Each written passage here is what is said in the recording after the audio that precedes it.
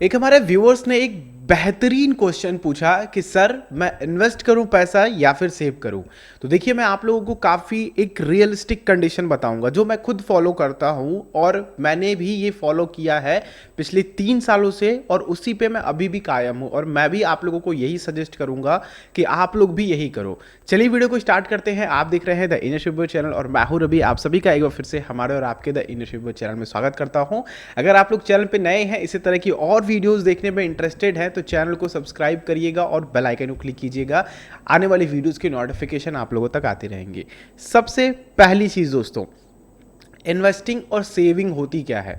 अगर आपके पास पैसा आ रहा है, जैसे कि हम सेविंग अपने बचपन में चले जाते हैं, हमारे पापा एक गुल्लक ला करके रखते थे और कहते थे कि तुम इसमें बेटा अपने पैसे जो भी एक्स्ट्रा बचे हैं, जो भी 1 रुपये 2 रुपये एक्स्ट्रा बच रहे हैं, वो इसमें धीरे धीरे डालते जाना। तो वो जो था पैसा, वो हमारा सेव होता था।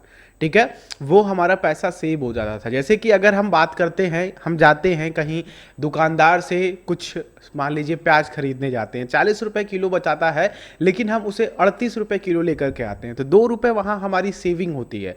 ठीक है, अब ये जो सेविंग होती है दोस्तों, इसमें जो रिटर्न होता है, जो इंटरेस्ट होता है, वो काफ़ी कम होते हैं। यानी कि जो इंटरेस्ट मात्र होते हैं, जो हमें उस पैसों से कुछ मिल पाए उन पैसों से, वो कम होता है। यानी कि वो पैसे हमारे पैसे कमा करके नहीं देते हैं। इस तरह के जो पैसे होते हैं वो सेविंग के अंतर्गत आते हैं। ठीक है, अब ये जो सेविंग वाला फंडा है, ये आपके सेविंग अकाउंट में भी होगा, ये आप लोगों के फिक्स डिपॉजिट में भी होगा। ये आप लोगों को एक्चुअल में बहुत अच्छा पैसा कमा करके नहीं देते हैं, लेकिन ये आपका पैसा सेव रखते हैं। ठीक है, सबसे पहली चीज़ दोस्तों कि ये मैं क्यों कह रहा हूँ कि ये आपका पैसा सेव रखते हैं, जैसे कि आपका पैसा सेविंग में भी है तो वहाँ पे भी आप लोगों को 2 से 3% का ब्याज मिल ही रहा है। अगर फिक्स डिपॉजिट में है तो वहाँ भी 6 से 7% का ब्याज मिल ही रहा है। ये इसलिए मैं कह रहा हूँ दोस्तों क्योंकि एक इन्फ्लेशन नाम की भी चीज़ है। एक सबसे बड़ा जो डर हम लोगों के अंदर होता है और एक सबसे बड़ी चीज़ होती है जो हमें कंसिडर भी करना चाहिए कि इन्फ्लेशन जो होता है वो कहीं ना कहीं आप लोगों पे हावी होता है, आप लोगों के पैसे पे हावी होता है। ठीक है, तो अगर आप लोग अपना पैसा अपने पास रखते हो तो जो कीमत आज 100 रुपये है, वो आगे चल करके उसकी कीमत 1 से 2 साल बाद हो सकता है 98 रुपये हो जाए, हो सकता है 94 रुपये 95 रुपये हो जाए, परसेंटेज ऑफ इन्फ्लेशन के अकॉर्डिंग कि कितना इन्फ्लेशन बढ़ा है। इन्फ्लेशन बढ़ने के बहुत सारे तरीके हैं। अब गवर्नमेंट ने आप लोगों के जो भी 100 रुपये सेव कर रखे थे, अब एक्स्ट्रा 2-3 100 नोट और छाप करके मार्केट में डाल दिए। अब इससे होता क्या है कि अब उन नोटों की वैल्यू जो है वो कम होती जाती है, जिससे कि जो उन पे जो प्रोडक्ट मिल रहे थे, अब उनकी वैल्यू उन 3 में से कुछ और शामिल हो जाएंगे। यानी कि जो 100 रुपये का था अब वो 112 का हो जाएगा, 103 का हो जाएगा। इस तरह से इन्फ्लेशन काम करता है। ये बहुत बड़ी थ्योरी है, हम लोग किसी और वीडियो में बात करेंगे। तो बेसिकली मैं कहना क्या चाहता हूं कि अगर आप लोग सेविंग और इन्वेस्टिंग को समझना चाहते हैं तो सबसे पहले तो आप लोग सेविंग को तवज्जो दीजिएगा। सेविंग सबसे पहले कीजिएगा जो आप लोगों का लिक्विड ऑप्शन हो। ठीक है, आप लोग अपने पैसे वहां पर रखिएगा जो काफ़ी ज़्यादा लिक्विड हो।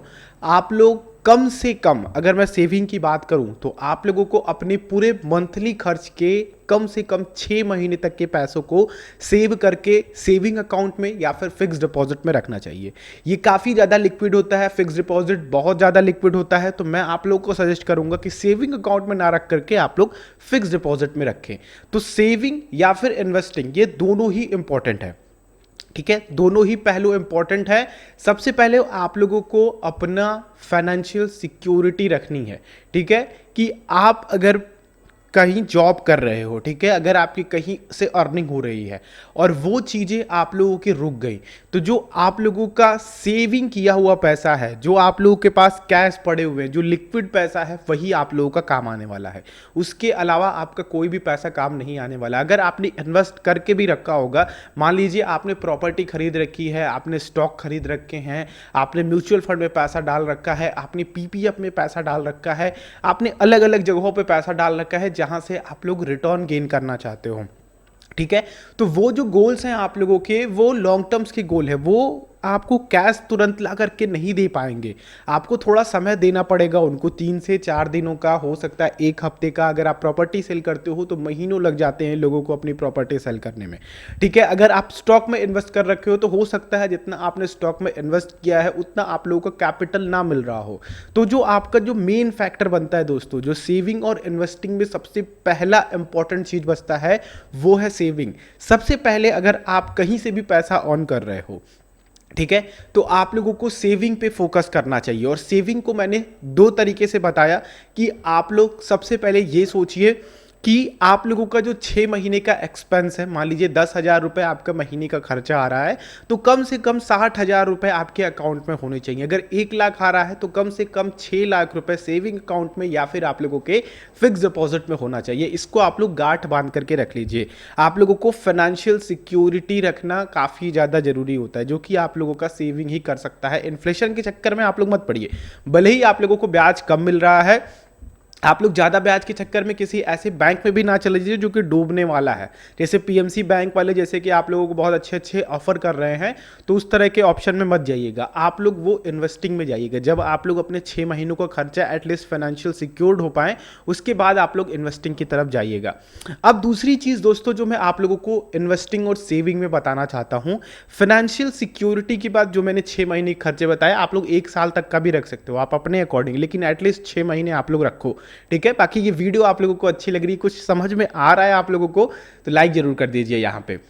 और कोई भी क्वेश्चन हो तो नीचे कमेंट करके और भी वीडियोस जाकर के देखिए चैनल पे। पर्सनल फाइनेंस से रिलेटेड आप लोगों के बहुत सारे क्वेश्चंस के आंसर दिए हैं मैंने।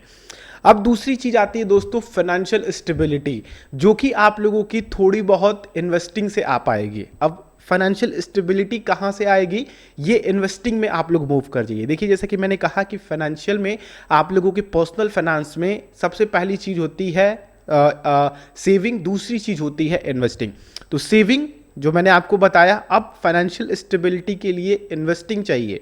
अब इन्वेस्टिंग में भी आप लोगों को बड़ा ध्यान से करना होगा। फाइनेंशियल स्टेबिलिटी क्या होती है दोस्तों, जो आपका पैसा बिल्कुल सिक्योर्ड रहे, जो आप लोगों का पैसा मार्केट से लिंक्ड ना हो, आपका आने वाला 5 से 6 साल आराम से उन पैसों से गुजारा जा सके, ठीक है। आपको इस तरह के ऑप्शन को चूज करना चाहिए, जैसे कि आप लोगों के पेंशन स्कीम्स हो गए, जैसे आप लोगों का पब्लिक प्रोविडेंट फंड हो गया, और आप लोग गवर्नमेंट एम्प्लॉई हैं तो एनपीएस हो गया, आप अगर प्राइवेट एम्प्लॉई हैं तो ईपीएस हो गया, ईपीएफ हो गया।